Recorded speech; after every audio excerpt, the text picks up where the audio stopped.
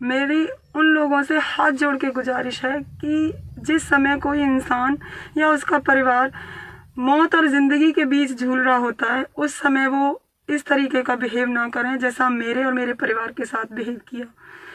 जैसे आप लोगों ने देखा होगा, मैंने जो पहले एक वीडियो डाली थी, उस वीडियो में मैंने वेंटिलेटर की एक गुहार लगाई थी कि मुझे वेंटिलेटर। तो मेरे पास बहुत सारी कॉल, बहुत लोगों ने हेल्प की, वेंटिलेटर भी अवेलेबल हुआ।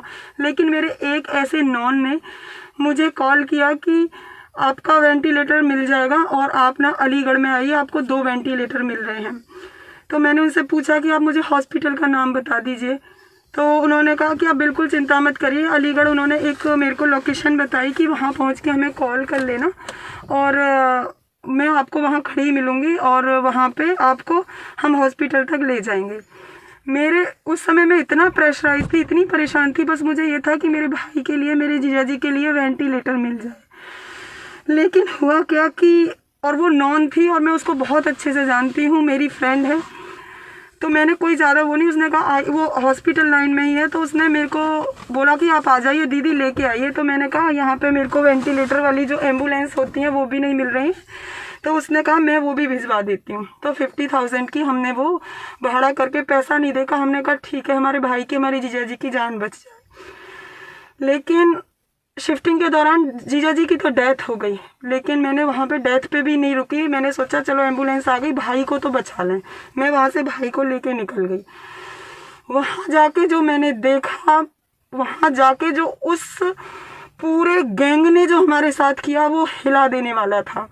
वहाँ हम पहुँचे ISH हॉस्पिटल अलीगढ़, और वहाँ हमसे उन्होंने कहा कि वेंटिलेटर है, और भाई हमारा एम्बुलेंस में रखा हुआ था, मौत और ज़िंदगी के बीच झूल रहा था।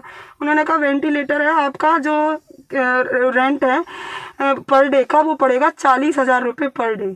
हमने कहा ठीक है, कोई प्रॉब्लम नहीं है, 40,000 रुपये हम आपको दे देंगे, आप वेंटिलेटर दे दीजिए। थोड़ा फिर उन्होंने बोला कि गैस ऑक्सीजन हमारी नहीं होगी, आप ही हमें ऑक्सीजन प्रोवाइड करोगे। तो हमने कहा हम इतनी ऑक्सीजन, तो मेरी ये बात उस लड़की से पहले हो चुकी थी। तो उसने कहा कि दीदी जितने सिलेंडर चाहोगे मिल जाएंगे, आप बस भैया को लेके आइए। तो उस समय वो मेरे को देवी के भगवान लग रही थी कि जन्नत से उतर के कोई मेरी भगवान आ गई मेरी हेल्प करने के लिए। लेकिन जब मैं वहाँ पहुँची तो उन्होंने साफ कहा कि 25,000 रुपये का आपको एक सिलेंडर मिलेगा, और पर डे आपके, हमें नहीं पता 7 सिलेंडर लगेंगे या 8 सिलेंडर।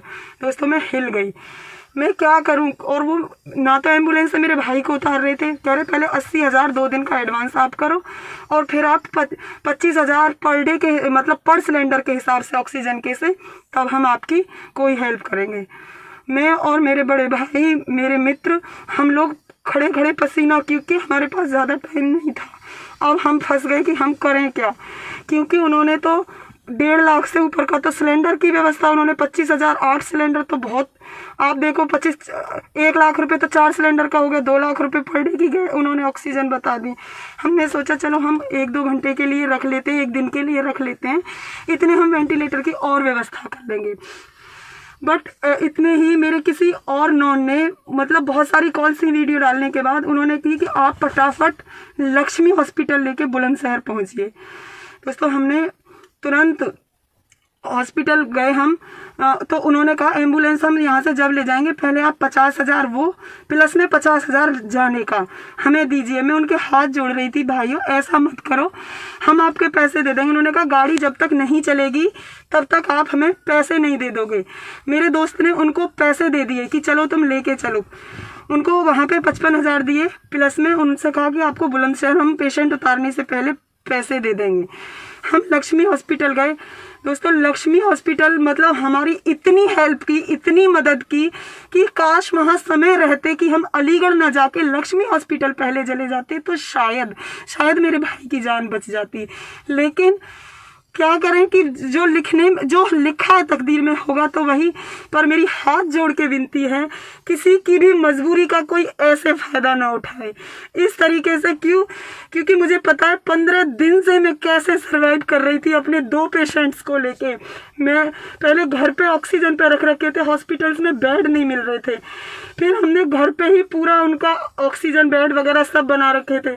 और जब उनकी स्थिति गिरती गई तो मैं हॉस्पिटल्स में सबके हाथ जोड़ रही थी, पैर पूज रही थी, कोई मेरे भाई को, कोई मेरे जीजा जी को बेड दे दो, कोई बेड दे दो, लेकिन हमें कहीं से कोई उम्मीद नहीं। फिर हमें किसी नेता के थ्रू कैसे ही हमें बेड वगैरह मिले, और बाद में जो वेंटिलेटर का जो हुआ वो तो हमारे लिए जो अलीगढ़ ISH हॉस्पिटल ने किया वो तो वाकई में शर्मसार था।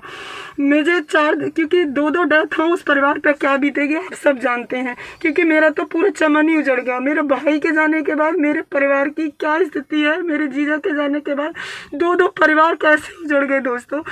लेकिन कुछ ऐसे जो गैंग हैं, जो ऐसे सिर्फ पैसा, उन्हें इंसान प्यारा नहीं है, सिर्फ उन्हें पैसा प्यारा है। तो मैं ISH के जितना भी एक गैंग है, तो मैं कभी ईश्वर भी माफ़ नहीं करेगा। पैसे से किसी इंसान की जान का मोल मत कीजिए, प्लीज़, मेरे हाथ जोड़ के रिक्वेस्ट है।